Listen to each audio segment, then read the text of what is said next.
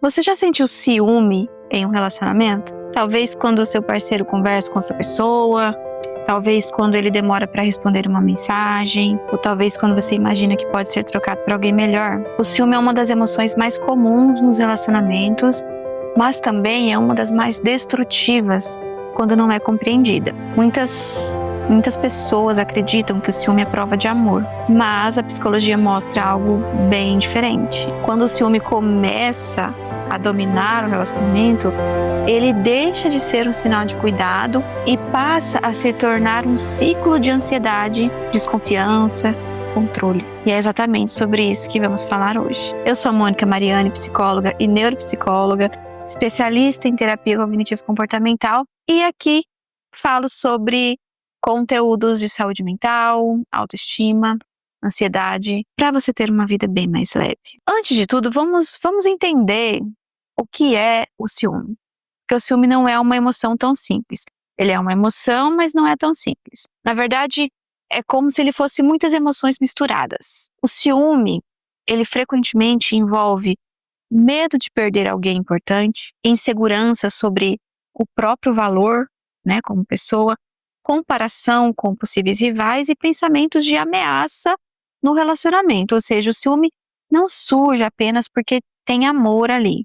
Ele surge principalmente quando existe o medo do abandono ou da substituição. O problema é que quando o ciúme aparece, a mente começa a fazer algo bastante comum: criar histórias sobre o que o outro pode estar fazendo, histórias sobre você não ser o suficiente.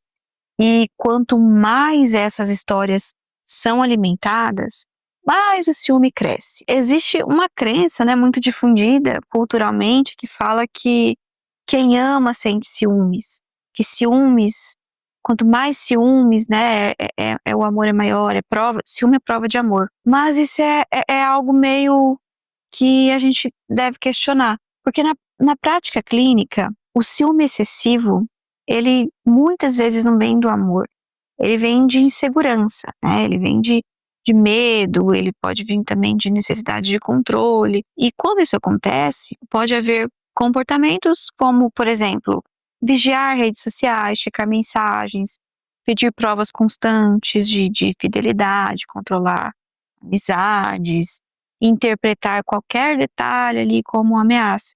E, ironicamente, esses comportamentos acabam criando exatamente aquilo que a pessoa mais teme: o desgaste na relação.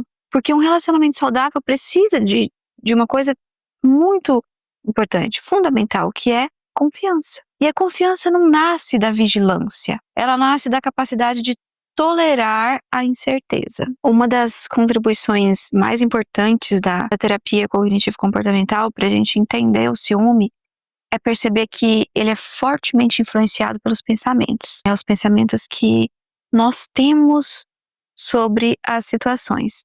Como nós interpretamos as situações. Então, por exemplo, imagina que seu parceiro demora para responder uma mensagem. Uma pessoa pode pensar assim: provavelmente ele está ocupado, está fazendo alguma coisa importante. Ou outra pessoa já pode pensar o oposto. Pode pensar: ele deve estar conversando com outra pessoa. Veja só, a situação é a mesma, mas a interpretação é diferente.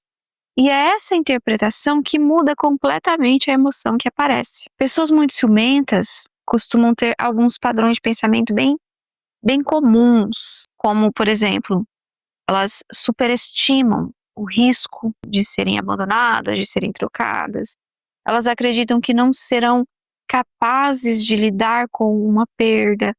Elas pensam que precisam ter um controle total para evitar ser enganadas. E esses pensamentos, eles alimentam o ciclo do ciúme, porque quanto mais você tenta eliminar a responsabilidade da ameaça, mais o cérebro passa a procurar sinais de perigo. É como se você estivesse o tempo todo em alerta. E um dos pontos mais interessantes do ciúme é o paradoxo do controle. Quanto mais uma pessoa tenta controlar o parceiro, mais ansiedade ela sente. Isso acontece porque o cérebro aprende ali algo que é o seguinte: se eu parar de controlar, algo ruim vai acontecer. E aí a pessoa passa a viver em uma vigilância total, diária. Só que dentro disso tudo existe um problema. Nenhum relacionamento pode oferecer certeza absoluta.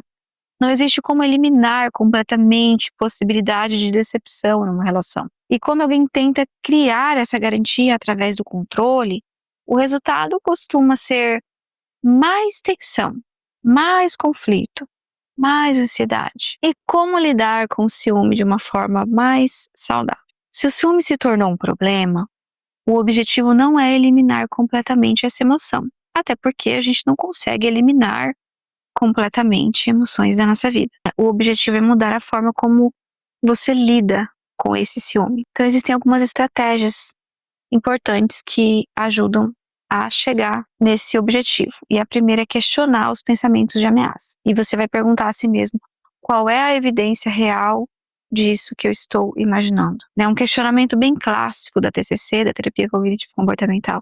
Qual é a evidência, qual é a prova disso que eu estou pensando? Existe outra explicação possível para essa situação? Então são perguntas que ajudam a reduzir interpretações catastróficas. A segunda estratégia é aprender a tolerar a incerteza. Relacionamentos envolvem riscos emocionais.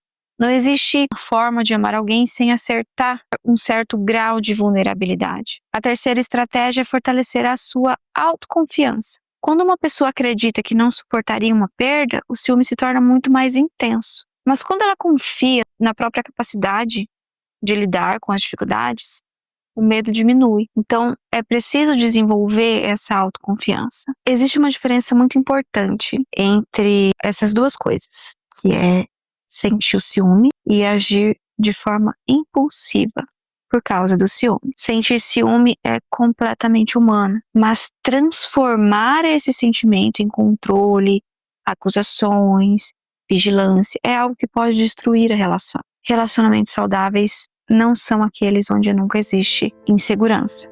São aqueles onde as pessoas conseguem conversar sobre os seus medos sem transformar o outro num inimigo. Agora eu quero saber de você.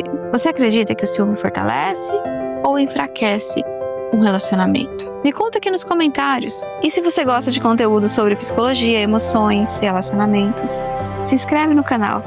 Aqui a gente conversa sobre comportamento humano, com base na ciência psicológica, mas de uma forma que realmente ajuda você na vida real. Te vejo no próximo vídeo.